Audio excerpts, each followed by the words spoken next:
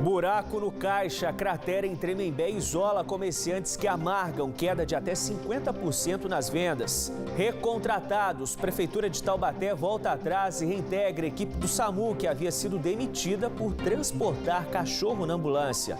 Sob suspeita, Ministério Público investiga contrato da Prefeitura de Caçapava com empresa de comunicação. Na tomada, viagem entre Rio e São Paulo na Via Dutra já pode ser feita sem uma gota de combustível e carros elétricos equipam a Guarda Civil de São José dos Campos. Tradição centenária. Família Quintino Bento comemora 100 anos de atividades musicais em Tremembé. Homenagem será amanhã no Teatro Metrópole. Bem-vindos, o Band Cidade, segunda edição, começa agora.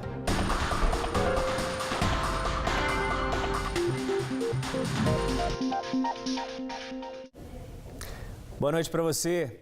Há quase 8 meses, moradores de Tremembé convivem com uma cratera gigantesca no principal acesso à cidade. E como se não bastasse o transtorno causado ao trânsito, a interdição da via também tem prejudicado comerciantes, que veem a cada dia o negócio ir para o buraco. As obras de reparo já começaram e devem ficar prontas em breve. Mas quem já teve queda de até 50% nas vendas quer mais agilidade na conclusão. Desde o início do ano, quem chega em Tremembé é recepcionado por um buraco. A enorme cratera na Avenida Luiz Gonzaga das Neves, principal via que dá acesso à cidade, obriga os motoristas a desviar. Transtorno que se repete também para quem quer sair da zona urbana. Dá até um pouco de medo, porque o buraco se alastrou, ele era bem menor e por não terem feito nada, ele foi aumentando de tamanho. Então, passar ali por perto já gera uma certa... Você não fica muito confiante, porque pode ter algum problema.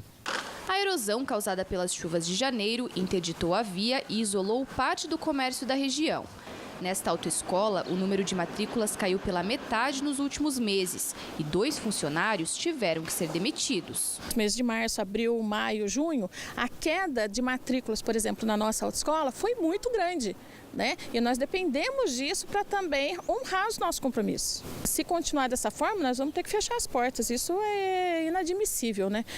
Nós precisamos de uma resposta da Prefeitura o quanto antes possível. Neste posto de combustível, as bombas passam a maior parte do tempo desse jeito. Uma redução de 30% no número de abastecimentos. Com a queda no movimento, a direção do posto teve que reduzir os pedidos de combustível de 20 mil para 15 mil litros por semana.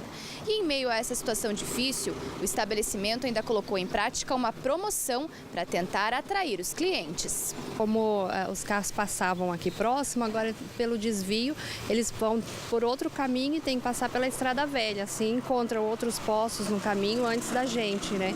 Então teve uma queda assim, de uns 30% por conta disso, eu acredito. No dia 11 de junho, a empresa contratada pela Prefeitura em parceria com o Estado finalmente deu início às obras para resolver o problema. Os cerca de R$360 mil do Fundo Estadual de Recursos Hídricos serão gastos no reparo da avenida. O prazo para o fim da obra é de 5 meses, mas os comerciantes já estão cansados de esperar e exigem que o município agilize o projeto. Devagar, né? A gente espera que volte novamente o movimento de antes. Quanto antes fechar, arrumar essa via, para nós é melhor, né? Como cidadãos e como comerciantes na cidade. O secretário de Obras Públicas e Serviços Urbanos alega que a demora na obra aconteceu porque quando a cratera se formou, o município não tinha recursos para arrumar a via e foi necessário montar um projeto para solicitar o convênio. Prometeu ainda que a obra será entregue antes do prazo estipulado e que em agosto o trânsito será liberado. O cronograma previsto foram para 5 meses, porém nós não medimos esforços para poder liberar o trânsito, principal acesso ao município, e acreditamos que em 15 dias a obra esteja finalizada e o acesso livre aos munícipes. Promessa feita, né? O Band Cidade vai acompanhar este caso. Olha, o Instituto Esperança, responsável pela gestão do SAMU em Taubaté, reviu a demissão dos 3 funcionários e decidiu recontratar a equipe. Os profissionais foram dispensados ontem após transportar um cachorro dentro de uma das ambulâncias da unidade. O motorista e o enfermeiro foram reintegrados ao quadro do Instituto, já o médico não aceitou retornar às atividades. As demissões foram feitas porque, segundo o Instituto, os funcionários desobedeceram às normas e os procedimentos de operação orientados pelo Ministério da Saúde. Os profissionais alegaram que encontraram o animal na rua e decidiram colocar o cachorro na ambulância a pedido de moradores que estavam preocupados com o acidente na via. O animal foi levado para a base do SAMU e devolvido ao dono. Um dos líderes do PCC, o primeiro comando da capital, foi preso ontem à noite em São José dos Campos. Ele foi encontrado no apartamento dele, na zona sul da cidade. Conhecido como Turano, o criminoso era um dos traficantes mais perigosos do estado de São Paulo e o principal responsável por fornecer drogas na região. Um homem foi preso hoje em São José dos Campos, suspeito de matar uma mulher de 40 anos a facadas. O crime foi nesta tarde durante um assalto a uma loja de artigos para skatistas na Avenida das Rosas, no Jardim Motorama. A vítima, que era esposa do dono do estabelecimento, chegou a ser socorrida pelo Corpo de Bombeiros, mas não resistiu aos ferimentos. O prefeito de Caçapava, Fernando Diniz, do PV, é alvo de um inquérito de apuração aberto pelo Ministério Público para investigar denúncias de improbidade administrativa e violação aos princípios administrativos contra o político. O caso chegou à Justiça após uma denúncia apresentada pela vereadora Elizabeth Natalia Alvarenga, conhecida como Preta da Rádio.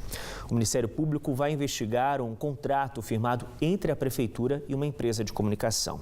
A promotoria aguarda a resposta de um ofício enviado ao Executivo. O prefeito Fernando Diniz também é investigado pela Câmara Municipal num processo que pode levar à cassação do mandato dele. A Prefeitura de Caçapava disse que segue os procedimentos legais para o pagamento à agência que faz o repasse aos fornecedores dos serviços contratados conforme contrato de licitação.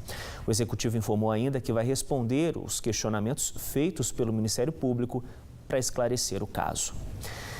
E você vai ver em instantes no Band Cidade os detalhes da previsão do tempo. Depois de mais de 50 dias sem chuva, finalmente os moradores da região foram lembrados por São Pedro.